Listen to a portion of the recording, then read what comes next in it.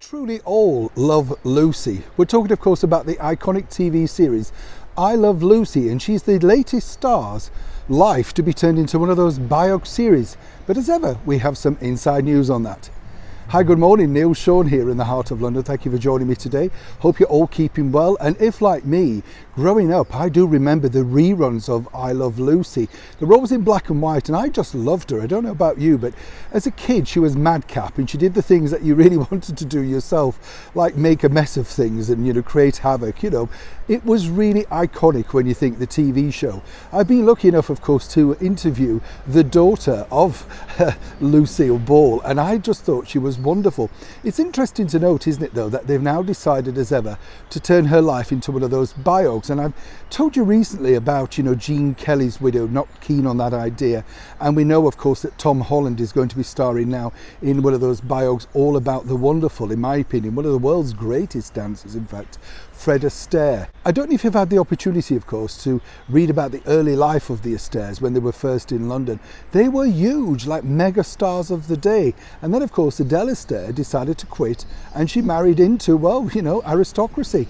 Good on her, had a fabulous life, And of course, Fred went on to become one of those iconic Hollywood icons that basically just by saying his last name, everybody knows what you're talking about. Now, of course, it's the turn of Lucille Ball.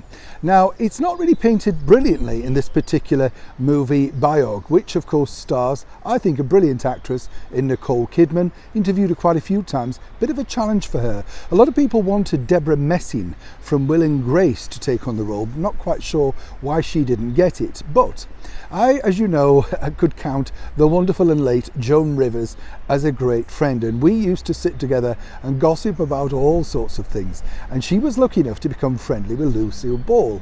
And she told me this about Lucille Ball.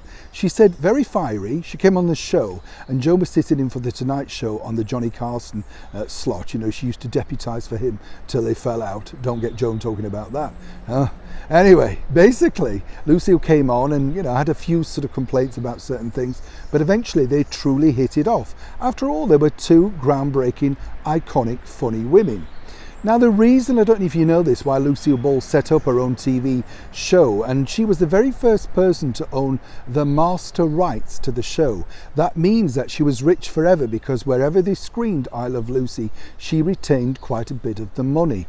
Unique in 1950s America, particularly for a lady. This was all to do, of course, with her husband, Desi Arnaz, a genius man himself. He knew exactly how TV was working. It was in its infancy, and he wanted to make sure he got a slice of the pie.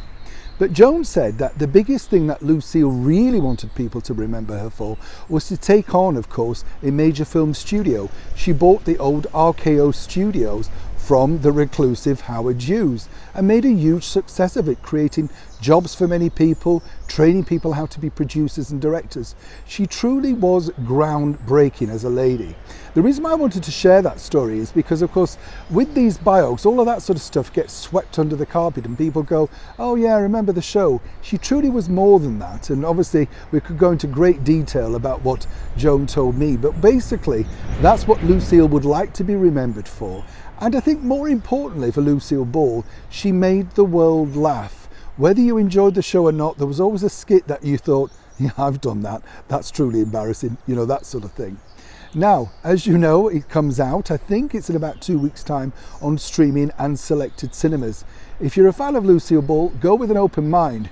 If you want to know the true story, look out for the interview with Joan on YouTube when she deputises in, as I say, for the late and wonderful Johnny Carson, interviewing Lucille Ball. When you watch that interview, as Joan told me, you could see the sparks flying, but slowly there was a great admiration for each lady, and then they became good friends. Neil Sean in the very heart of London.